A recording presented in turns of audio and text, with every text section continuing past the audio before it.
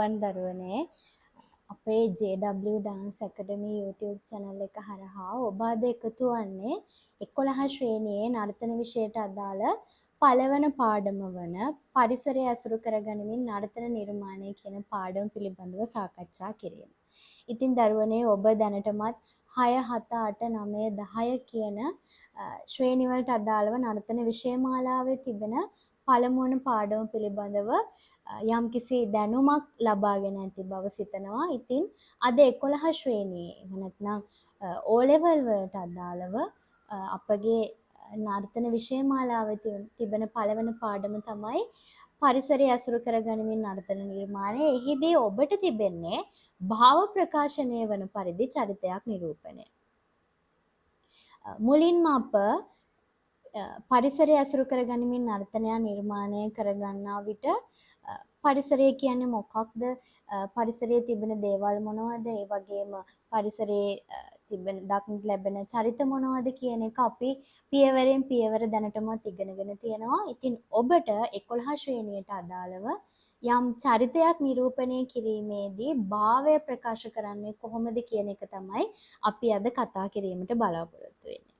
දරුවනේ ඔබට තිබෙන විශේෂිත පාඩමක් අපගේ ජීවිතයේ විවිධ අවස්ථා අනුව ඇතිවන සිතුවිලි විවිධාකාරයි.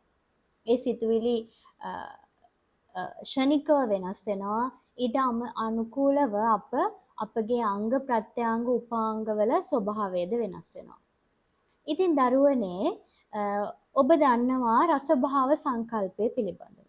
ඔබ දැනටමත් ඉගෙනගෙන ඇති කලින් වසරේදී ඉගෙනගෙන ඇති පාසලේදී හෝ එහෙම නැත්නම් යම් කලායතනයකින් වෙන්න පුළුවන් ඔබ කලින් ඉගෙනගෙන ඇති. ඉතින් මේ නන්දිකේශ්වරගේ රසභාව සංකල්පය අභිනය දර්පණයේ තිබෙන රසභාව සංකල්පයේ රස 9ක් ඉදිරිපත් කරලා තියෙනවා. මේ රස 9 පිළිබඳව අවබෝධයක් තියෙනවා නම් මේ පළවෙනි පාඩමට අදාළව චරිත නිරූපණයේදී භාවය ප්‍රකාශනය වන පරිදි චරිතයක් නිරූපණය කරන්න පුළුවන්. දරුවනේ භාවය නිරූපණය කිරීම භාවය ඇතිවන්නේ අපගේ සිත තුළ.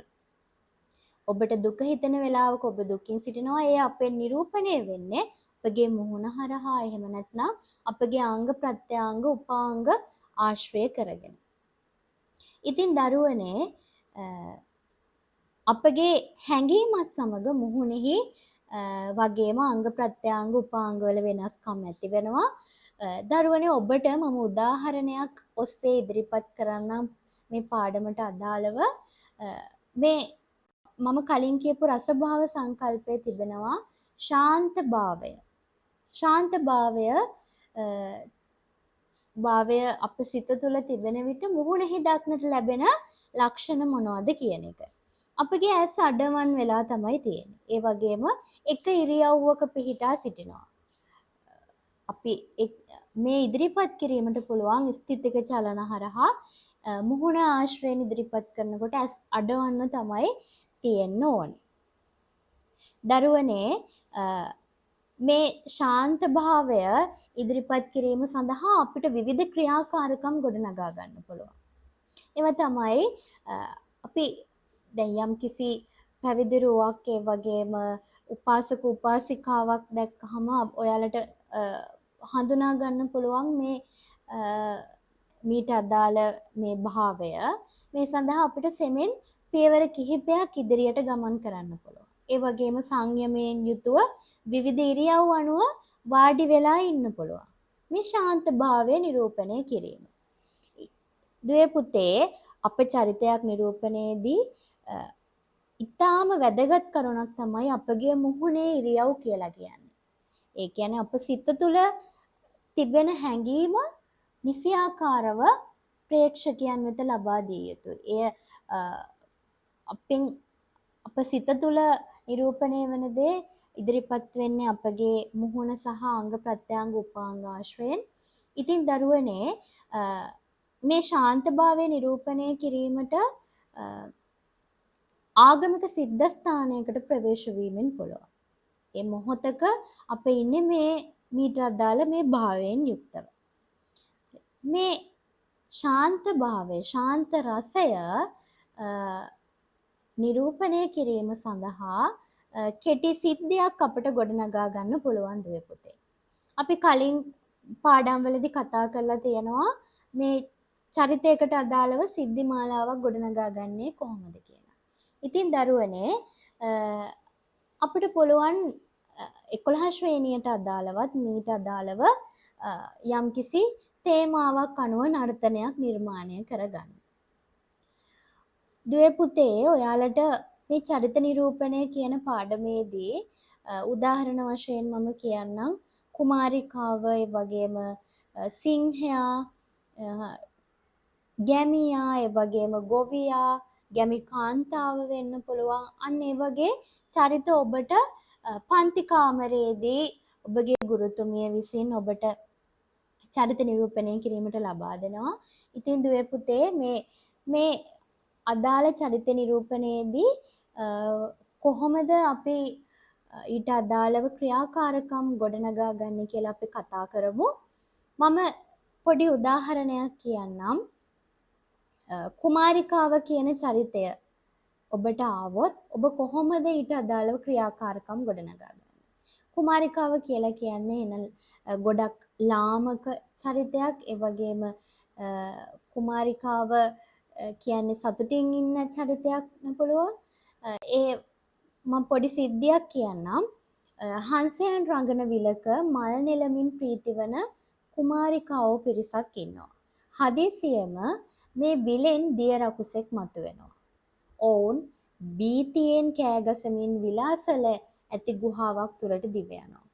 ක්‍රමයෙන් අඳුර වැටෙත්ම ගුහාවෙන් එළියට පැමිණි ඔවුහු කැලයේ මං මුලා වෙනවා. අනතුරුව මේ කැලයේ ඒමේ අත ඇවිද මහා රෝස ගසක් මුලට වී දෙවියන් යදිනවා. ගසෙහි සිටි වෘක්ෂ දේවතාවියක් දුටු කුමාරිකාවෝ කැලයෙන් එළියට ඒමට ඇයගේ සරණ පතනවා. ටික වේලාවකින් පන්දම් එළියක් පන්දම් ආලෝකයකින් ගම්වැසියෙකු එනු දැක ඔවුන් ඔහුගේ ආධාරයෙන් කුමාරිකාවෝ කැලයෙන් එළියට පැමිණෙනවා. අපි මේ චරිතයට අදාළව ගොඩනගා ගන්නා ක්‍රියාකාරකම් මාලාව ඉතාමත් රසවත් අපිට නිර්මාණය කරගන්න පුළුවන්. මම ඒ කිව්වේ උදාහරණයක්. ඔබට අවශ්‍ය පරිදි ඊට අදාළව නර්තන නිර්මාණය කරගන්න පුළුවන්. දුවේ පුතේ අපි මේ චරිතය භාවයකින් යුතුව චරිතයක් නිරූපණය කරන විට ඔබට පුළුවන් අක්ෂ චලන යොදා ගන්න. ඇස්වල චලන යොදා ගන්න පුළුවන්. ඒ වගේම ඇඟිලි තුඩු වලින් ඉස්සීම, ඇඟිලි තුඩු වලින් ඇවිදීම, බිඹ වැතිරීම, ඉඳ ගැනීම ආදී චලන මේ සඳහා යොදා ගන්න පුළුවන්. ඉතින් දුවේ පුතේ නර්තන විෂයයේදී නර්තනයේ පමණක් නොව ගායනය, වාදනය, රංගනය කියන ත්‍රිත්වයම ඔබ හදාරා තිබිය යුතුයි. ඒ පිළිබඳව දැනුමක් ඔබ ලබා ගත යුතුයි. ඉතින් දරුවනේ මම හිතනවා මේ පාඩම් මාලාව ඔස්සේම ඔබට යම්කිසි චරිතයක් පිළිබඳව චරිතයේ ස්වභාවය පිළිබඳව හඳුනා ගැනීමෙන් අනතුරුව ඊට අදාළ ක්‍රියාකාරකම් පෙළගස්වාගෙන නර්තන නිර්මාණය කිරීමට දැනුමක් සහ අවබෝධයක් ලැබුණා කියලා. ඉතින් දරුවනේ අපි මීළඟ පාඩමෙන් හමු වෙන්නේ දෙවෙනි පාඩමත් සමග. ඉතින් දරුවනේ ඔබ මීට අදාළව අභ්‍යාසවල නිරත වෙන්න, ඊට අදාළ එක් චරිත පිළිබඳව නිරීක්ෂණය කිරීමෙන් අනතුරුව ඊට අදාළ භාවයන් හොඳින් නිරීක්ෂණය කොට ක්‍රියාකාරකම් නිර්මාණය කරගනිමින් නර්තන නිර්මාණයේ යෙදෙන්න. එයින් ඔබට සාර්ථකත්වය කරා ළඟා විය හැකියි. ඉතින් දරුවනේ ඔබට සුබ දවසක්. බෝවන්.